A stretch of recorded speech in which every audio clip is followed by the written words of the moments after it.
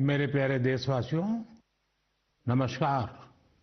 आज 2025 की पहली मन की बात हो रही है। आप लोगों ने एक बात जरूर नोटिस की होगी, हर बार मन की बात महीने के आखिरी रविवार को होती है, लेकिन इस बार हम एक सप्ताह पहले चौथे रविवार के बजाय तीसरे रविवार को ही मिल रहे हैं, क्योंकि अगले सप्ताह रविवार के दिन ही गणतंत्र दिवस है। मैं सभी देशवासियों को गणतंत्र दिवस की अग्रिम शुभकामनाएं देता हूं। साथियों, इस बार का गणतंत्र दिवस बहुत विशेष है। ये भारतीय गणतंत्र की 75वीं वर्षगांठ है। इस वर्ष संविधान लागू होने के 75 साल हो रहे हैं। मैं संविधान सभा के उन सभी महान व्यक्तित्वों को नमन करता हूं, जिन्होंने हमें हमारा पवित्र संविधान दिया। संविधान सभा के दौरान अनेक विषयों पर लंबी लंबी चर्चाएं हुई। वो चर्चाएं संविधान सभा के सदस्यों के विचार, उनकी वो वाणी हमारी बहुत बड़ी धरोहर है। आज मन की बात में मेरा प्रयास है कि आपको कुछ महान नेताओं की ओरिजिनल आवाज सुनाऊं। साथियों, जब संविधान सभा ने अपना काम शुरू किया तो बाबा साहब आम्बेडकर ने परस्पर सहयोग को लेकर एक बहुत महत्वपूर्ण बात कही थी। उनका ये संबोधन इंग्लिश में है। मैं उसका एक अंश आपको सुनाता हूं। So far as the ultimate goal is concerned, I think none of us need have any apprehensions. None of us need have any doubt. But my fear, which I must express clearly, is this. Our difficulty, as I said, is not about the ultimate future. Our difficulty is how to make the heterogeneous mess that we have today take a decision in common and march in a cooperative way on that road which is bound to lead us to unity. Our difficulty is not with regard to the ultimate. Our difficulty is with regard to the beginning. साथियों, बाबा साहब इस बात पर जोर दे रहे थे कि संविधान सभा एक साथ एक मत हो और मिलकर सर्वहित के लिए काम करे। मैं आपको संविधान सभा की एक और ऑडियो क्लिप सुनाता हूं। ये ऑडियो डॉक्टर राजेंद्र प्रसाद जी का है, जो हमारी संविधान सभा के प्रमुख थे। आइए डॉक्टर राजेंद्र प्रसाद जी को सुनते हैं। हमारा इतिहास बताता है और हमारी संस्कृति सिखाती है कि हम शांति प्रिय हैं और रहें। हमारा साम्राज्य, हमारी फतेह दूसरे तरह की रही है। हमने दूसरों को जंजीरों से, चाहे वो लोहे की हो या सोने की, कभी नहीं बांधने की कोशिश की। हमने दूसरों को अपने साथ लोहे के जंजीर से भी ज्यादा मजबूत मगर सुंदर और सुखद रेशम के धागे से बांध रखा है, और वो बंधन धर्म का है, संस्कृति का है, ज्ञान का है। हम अब भी उसी रास्ते पर चलते रहेंगे और हमारी एक ही इच्छा और अभिलाषा है। वो अभिलाषा ये है कि हम संसार में सुख और शांति कायम करने में मदद पहुंचा सकें और संसार के हाथों में सत्य और अहिंसा वो अचूक हथियार दे सकें जिसने हमें आज आजादी तक पहुंचाया है। हमारी जिंदगी और संस्कृति में कुछ ऐसा है जिसने हमें समय के थपेड़ों के बावजूद जिंदा रहने की शक्ति दी है। अगर हम अपने आदर्शों को सामने रखे रहेंगे तो हम संसार की बड़ी सेवा कर पाएंगे। साथियों, डॉक्टर राजेंद्र प्रसाद जी ने मानवीय मूल्यों के प्रति देश की प्रतिबद्धता की बात कही थी।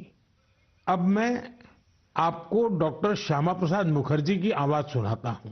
उन्होंने अवसरों की समानता का विषय उठाया। डॉक्टर श्यामा प्रसाद मुखर्जी ने कहा था, I hope, sir, that we shall go ahead with our work in spite of all difficulties and thereby help to create that great India, which will be the motherland of not this community, of that, not this class of it, but of every person, man, woman and child inhabiting in this great land, irrespective of race, caste, creed or community. Everyone to have an equal opportunity so that he or she can develop himself and herself according to the best talent and serve the great common motherland of theirs. साथियों, मुझे उम्मीद है आपको भी संविधान सभा की debate से ये ओरिजिनल ऑडियो सुनकर अच्छा लगा होगा। हम देशवासी को इन विचारों से प्रेरणा लेकर ऐसे भारत के निर्माण के लिए काम करना है जिस पर हमारे संविधान निर्माताओं को भी गर्व हो। साथियों, गणतंत्र दिवस से एक दिन पहले 25 जनवरी को नेशनल वोटर्स डे है। ये दिन इसलिए अहम है क्योंकि इस दिन भारतीय निर्वाचन आयोग की स्थापना हुई थी।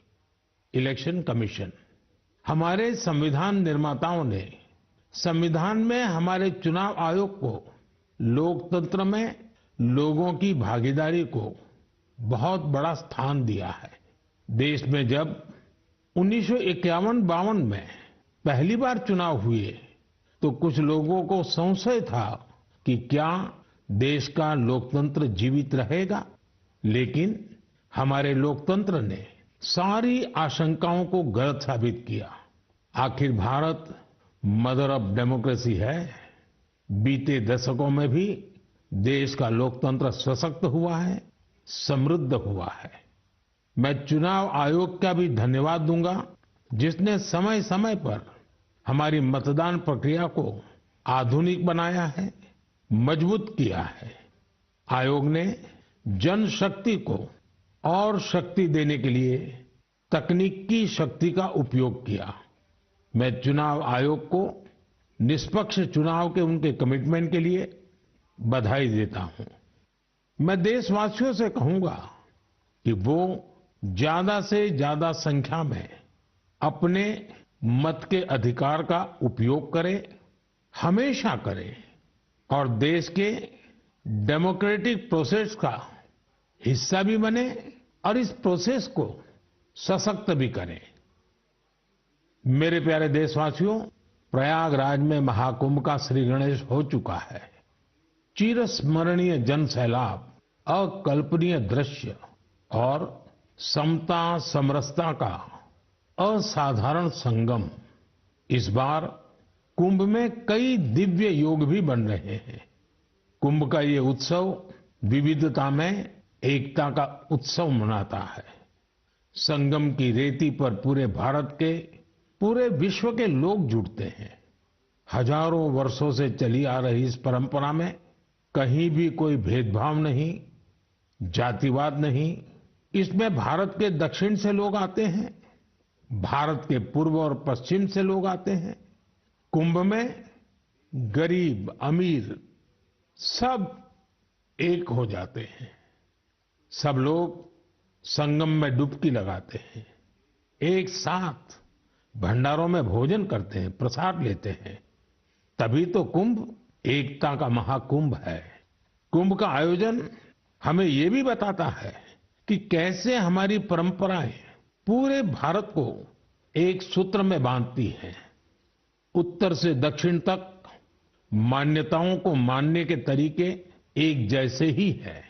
एक तरफ प्रयागराज, उज्जैन, नासिक और हरिद्वार में कुंभ का आयोजन होता है, वैसे ही दक्षिण भूभाग में गोदावरी, कृष्णा, नर्मदा और कावेरी नदी के तटों पर पुष्करम होते हैं। ये दोनों ही पर्व हमारी पवित्र नदियों से, उनकी मान्यताओं से जुड़े हुए हैं। इसी तरह कुंभकोणम से तिरुक्कड़ियूर, कुड़वासल से तिरुचेरै अनेक ऐसे मंदिर हैं जिनकी परंपराएं कुंभ से जुड़ी हुई हैं।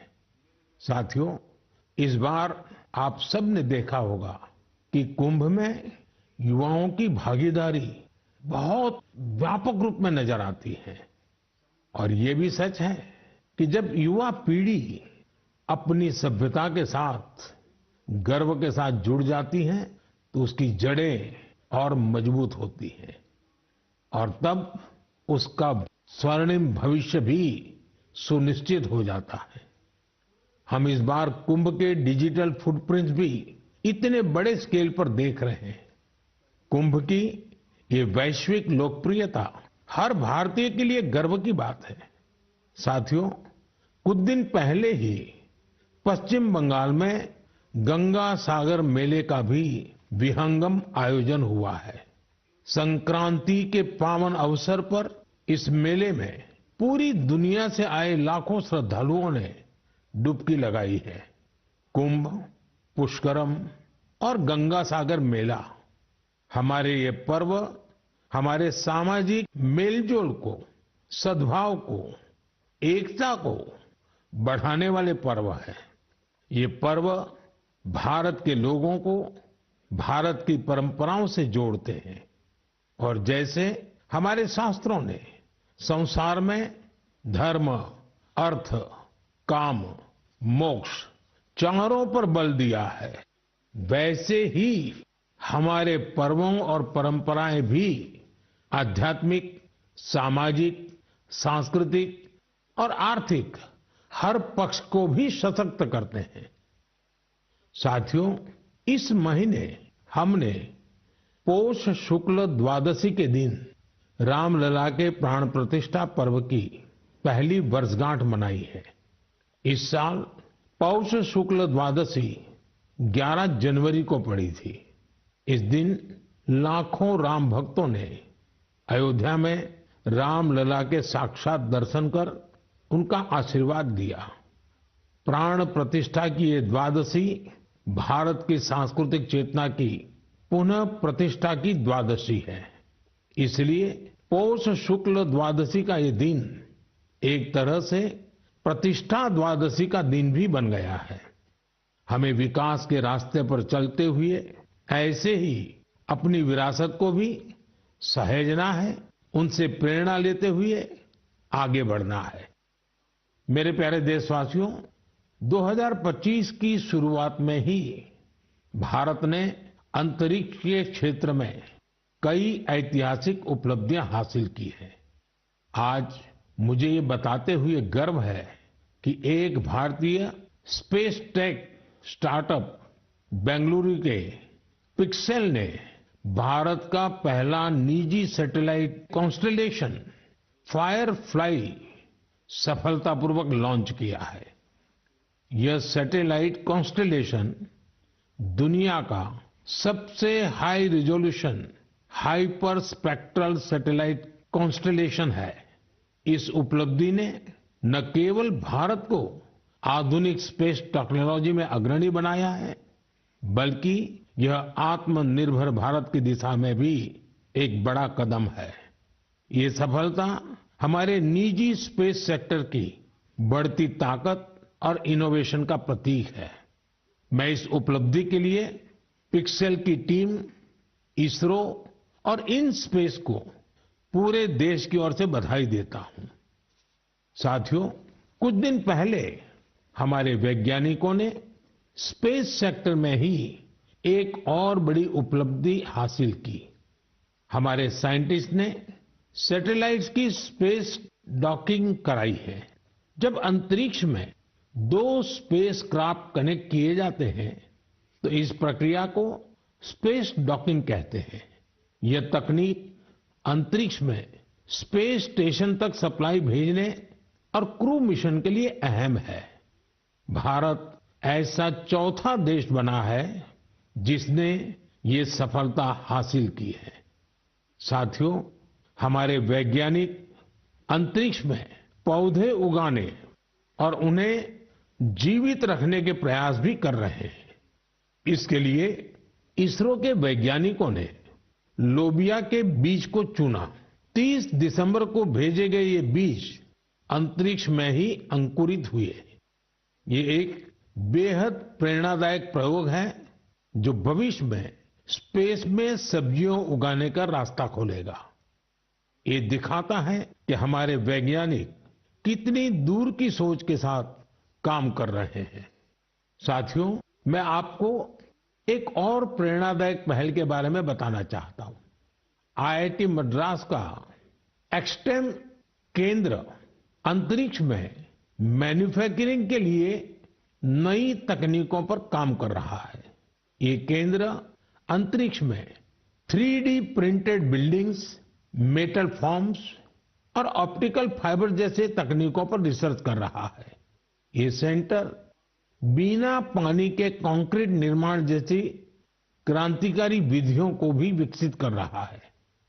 एक्सटेम की ये रिसर्च भारत के गगनयान मिशन और भविष्य के स्पेस स्टेशन को मजबूती देगी। इससे मैन्युफैक्चरिंग में आधुनिक टेक्नोलॉजी के भी नए रास्ते खुलेंगे। साथियों, ये सभी उपलब्धियां इस बात का प्रमाण है कि भारत के वैज्ञानिक और इनोवेटर्स भविष्य की चुनौतियों का समाधान देने के लिए कितने विजनरी हैं। हमारा देश आज स्पेस टेक्नोलॉजी में नए कीर्तिमान स्थापित कर रहा है। मैं भारत के वैज्ञानिकों, इनोवेटर्स और युवा उद्यमियों को पूरे देश की ओर से शुभकामनाएं देता हूं। मेरे प्यारे देशवासियों, आपने कई बार इंसानों और जानवरों के बीच गजब की दोस्ती की तस्वीरें देखी होगी। आपने जानवरों की वफादारी की कहानियां सुनी होगी। जानवर पालतू हो या जंगल में रहने वाले पशु, इंसानों से उनका नाता कई बार हैरान कर देता है। जानवर भले बोल नहीं पाते, लेकिन उनकी भावनाओं को, उनके हाव भाव को इंसान भली भांति भांप लेते हैं। जानवर भी प्यार की भाषा को समझते हैं, उसे निभाते भी हैं। मैं आपसे असम का एक उदाहरण साझा करना चाहता हूं। असम में एक जगह है नौगांव। नौगांव हमारे देश की महान विभूति श्रीमद शंकरदेव जी का जन्मस्थान भी है। यह जगह बहुत ही सुंदर है। यहाँ हाथियों का भी एक बड़ा ठिकाना है। इस क्षेत्र में कई घटनाएं देखी जा रही थी जहां हाथियों के झुंड फसलों को बर्बाद कर देते थे। किसान परेशान रहते थे, जिससे आसपास के करीब 100 गांवों के लोग बहुत परेशान थे।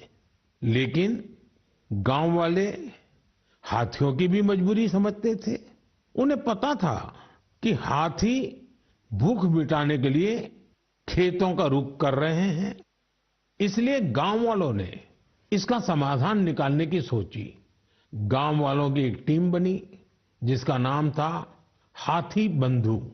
हाथी बंधुओं ने सूझबूझ दिखाते हुए करीब 800 बीघा बंजर भूमि पर एक अनूठी कोशिश की। यहां गांव वालों ने आपस में मिलजुल कर नेपियर ग्रास लगाई। इस घास को हाथी बहुत पसंद करते हैं। इसका असर ये हुआ कि हाथियों ने खेतों की ओर जाना कम कर दिया। यह हजारों गांव वालों के लिए बहुत राहत की बात है। उनका ये प्रयास हाथियों को भी खूब भाया है। साथियों, हमारी संस्कृति और विरासत हमें आसपास के पशु पक्षियों के साथ प्यार से रहना सिखाती है। ये हम सभी के लिए बहुत खुशी की बात है कि बीते 2 महीनों में हमारे देश में 2 नए टाइगर रिजर्व्स जुड़े हैं। इनमें से एक है छत्तीसगढ़ में गुरु घासीदास तमोर पिंगला टाइगर रिजर्व और दूसरा है एमपी में रातापानी टाइगर रिजर्व। मेरे प्यारे देशवासियों, स्वामी विवेकानंद जी ने कहा था, जिस व्यक्ति में अपने आइडिया को लेकर जुनून होता है, वही अपने लक्ष्य को हासिल कर पाता है। किसी आइडिया को सफल बनाने के लिए हमारा पैशन और डेडिकेशन सबसे जरूरी होता है। पूरी लगन और उत्साह से ही इनोवेशन, क्रिएटिविटी और सफलता का रास्ता अवश्य निकलता है।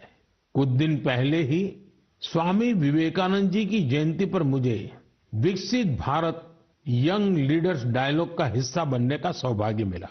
यहाँ मैंने देश के कोने कोने से आए युवा साथियों के साथ अपना पूरा दिन बिताया। युवाओं ने स्टार्टअप्स, कल्चर, विमेन, यूथ और इंफ्रास्ट्रक्चर जैसे कई सेक्टर्स को लेकर अपने आइडियाज शेयर किए। यह कार्यक्रम मेरे लिए बहुत यादगार रहा। साथियों, कुछ दिन पहले ही स्टार्टअप इंडिया के 9 साल पूरे हुए हैं। हमारे देश में जितने स्टार्टअप्स 9 साल में बने हैं, उनमें से आधे से ज्यादा टियर 2 और टियर 3 शहरों से हैं। और जब ये सुनते हैं तो हर हिंदुस्तानी का दिल खुश हो जाता है। यानी हमारा स्टार्टअप कल्चर बड़े शहरों तक ही सीमित नहीं है। और आपको यह जानकर हैरानी होगी कि छोटे शहरों के स्टार्टअप्स में आधे से ज्यादा का नेतृत्व हमारी बेटियां कर रही हैं।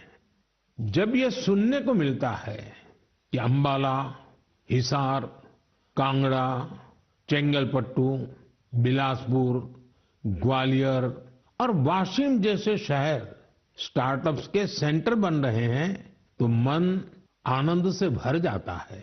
नागालैंड जैसे राज्य में पिछले साल स्टार्टअप्स के रजिस्ट्रेशन में 200% से अधिक की वृद्धि हुई है।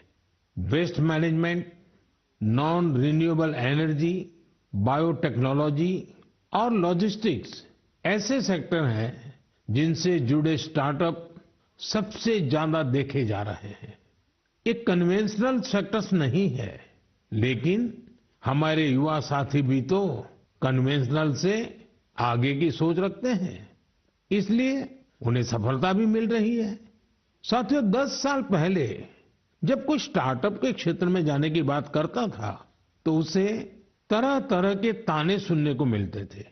कोई ये पूछता था कि आखिर स्टार्टअप होता क्या है, तो कोई कहता था कि इसे कुछ होने वाला नहीं है। लेकिन अब देखिए, 1 दशक में कितना बड़ा बदलाव आ गया। आप भी भारत में बन रहे नए अवसरों का भरपूर लाभ उठाएं। अगर आप खुद पर विश्वास रखेंगे तो आपके सपनों को भी नई उड़ान मिलेगी। मेरे प्यारे देशवासियों, नेक नियत से निस्वार्थ भावना के साथ किए गए कामों की चर्चा दूर सुदूर पहुंच ही जाती है।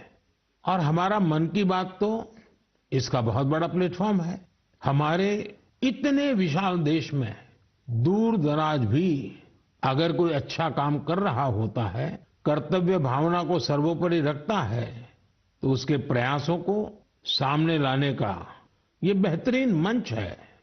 अरुणाचल प्रदेश में दीपक नाबाम जी ने सेवा की अनूठी मिसाल पेश की है। दीपक जी यहाँ लिविंग होम चलाते हैं, जहाँ मानसिक रूप से बीमार, शरीर से असमर्थ लोगों और बुजुर्गों की सेवा की जाती है। यहाँ पर ड्रग्स की लत के शिकार लोगों की देखभाल की जाती है। दीपक नाबाम जी ने बिना किसी सहायता के समाज के वंचित लोगों, हिंसा पीड़ित परिवारों और बेघर लोगों को सहारा देने का अभियान शुरू किया। आज उनकी सेवा ने एक संस्था का रूप ले लिया है। उनकी संस्था को कई अवार्ड से भी सम्मानित किया गया है। लक्षद्वीप के कवरत्ती द्वीप पर नर्स के रूप में काम करने वाली के हिडुम्बी जी, उनका काम भी बहुत प्रेरित करने वाला है। आपको ये जानकर हैरानी होगी कि वो 18 वर्ष पहले सरकारी नौकरी से रिटायर हो चुकी हैं, लेकिन आज भी उसी करुणा और स्नेह के साथ लोगों की सेवा में जुटी हैं जैसे वो पहले करती थी। लक्षद्वीप के ही केजी मोहम्मद जी के प्रयास ये भी अद्भुत है। उनकी मेहनत से मिनिकॉय द्वीप का मरीन इकोसिस्टम मजबूत हो रहा है। उन्होंने पर्यावरण के प्रति लोगों को जागरूक करने के लिए कई गीत लिखे हैं। उन्हें लक्षद्वीप साहित्य कला अकादमी की तरफ से बेस्ट फोक सॉन्ग अवार्ड भी मिल चुका है। केजी मोहम्मद रिटायरमेंट के बाद वहां के म्यूजियम के साथ जुड़कर भी काम कर रहे हैं। साथियों, एक और बड़ी अच्छी खबर अंडमान और निकोबार द्वीप समूह से भी है। निकोबार जिले में वर्जिन कोकोनट ऑयल को हाल ही में जीआई टैग मिला है। वर्जिन कोकोनट ऑयल, उसको जीआई टैग के बाद एक और नई पहल हुई है। इस ऑयल के उत्पादन से जुड़ी महिलाओं को संगठित कर सेल्फ हेल्प ग्रुप बनाए जा रहे हैं। उन्हें मार्केटिंग और ब्रांडिंग की स्पेशल ट्रेनिंग भी दी जा रही है। ये हमारे आदिवासी समुदायों को आर्थिक रूप से सशक्त बनाने की दिशा में एक बड़ा कदम है। मुझे विश्वास है भविष्य में निकोबार का वर्जिन कोकोनट ऑयल दुनिया भर में धूम मचाने वाला है और इसमें सबसे बड़ा योगदान अंडमान और निकोबार के महिला सेल्फ हेल्प ग्रुप का होगा। मेरे प्यारे देशवासियों, पल भर के लिए आप एक दृश्य की कल्पना कीजिए। कोलकाता में जनवरी का समय है, दूसरा विश्व युद्ध अपने चरम पर है और इधर भारत में अंग्रेजों के खिलाफ गुस्सा उफान पर है। इसकी वजह से शहर में चप्पे चप्पे पर पुलिस वालों की तैनाती है। कोलकाता के बीचों बीच एक घर के आसपास पुलिस की मौजूदगी ज्यादा चौकस है। इसी बीच लंबा ब्राउन कोट, पैंट और काली टोपी पहने हुए एक व्यक्ति रात के अंधेरे में एक बंगले से कार लेकर बाहर निकलता है। मजबूत सुरक्षा वाली कई चौकियों को पार करते हुए वो एक रेलवे स्टेशन गोमो पहुंच जाता है। ये स्टेशन अब झारखंड में है। यहां से एक ट्रेन पकड़कर वो आगे के लिए निकलता है। इसके बाद अफगानिस्तान होते हुए वो यूरोप जा पहुंचता है और यह सब अंग्रेजी हुकूमत के अभेद किलेबंदी के बावजूद होता है। साथियों, ये कहानी आपको फिल्मी सीन जैसी लगती होगी। आपको लग रहा होगा इतनी हिम्मत दिखाने वाला व्यक्ति आखिर किस मिट्टी का बना होगा। दरअसल ये व्यक्ति कोई और नहीं, हमारे देश की महान विभूति नेताजी सुभाष चंद्र बोस थे। 23 जनवरी यानी उनकी जन्म जयंती को अब हम पराक्रम दिवस के रूप में मनाते हैं। उनके शौर्य से जुड़ी इस गाथा में भी उनके पराक्रम की झलक मिलती है। कुछ साल पहले मैं उनके उसी घर में गया था जहां से वे अंग्रेजों को चकमा देकर निकले थे। उनकी वो कार अभी वहां मौजूद है। वो अनुभव मेरे लिए बहुत ही विशेष रहा। सुभाष बाबू एक विजनरी थे। साहस तो उनके स्वभाव में रचा बसा था। इतना ही नहीं, वे बहुत कुशल प्रशासक भी थे। महज 27 साल की उम्र में वो कोलकाता कॉरपोरेशन के चीफ एग्जीक्यूटिव ऑफिसर बने और उसके बाद उन्होंने मेयर की जिम्मेदारी भी संभाली। एक प्रशासक के रूप में भी उन्होंने कई बड़े काम किए। बच्चों के लिए स्कूल, गरीब बच्चों के लिए दूध का इंतजाम और स्वच्छता से जुड़े उनके प्रयासों को आज भी याद किया जाता है। नेताजी सुभाष का रेडियो के साथ ही गहरा नाता रहा है। उन्होंने आजाद हिंद रेडियो की स्थापना की थी, जिस पर उन्हें सुनने के लिए लोग बड़ी बेसब्री से प्रतीक्षा करते थे। उनके संबोधनों से विदेशी शासन के खिलाफ लड़ाई को एक नई ताकत मिलती थी। आजाद हिंद रेडियो पर अंग्रेजी, हिंदी, तमिल, बांग्ला, मराठी, पंजाबी, पश्तो और उर्दू में न्यूज बुलेटिन का प्रसारण होता था। मैं नेताजी सुभाष चंद्र बोस को नमन करता हूं। देश भर के युवाओं से मेरा आग्रह है कि वे उनके बारे में अधिक से अधिक पढ़ें और उनके जीवन से निरंतर प्रेरणा लें। साथियों, मन की बात का ये कार्यक्रम हर बार मुझे राष्ट्र के सामूहिक प्रयासों से, आप सबकी सामूहिक इच्छा शक्ति से जोड़ता है। हर महीने मुझे बड़ी संख्या में आपके सुझाव, आपके विचार मिलते हैं और हर बार इन विचारों को देखकर विकसित भारत के संकल्प पर मेरा विश्वास और बढ़ता है। आप सब इसी तरह अपने अपने काम से भारत को सर्वश्रेष्ठ बनाने के लिए प्रयास करते रहें। इस बार की मन की बात में फिलहाल इतना ही। अगले महीने फिर मिलेंगे भारतवासियों की उपलब्धियां, संकल्पों और सिद्धियों की नई गाथाओं के साथ। बहुत बहुत धन्यवाद। नमस्कार।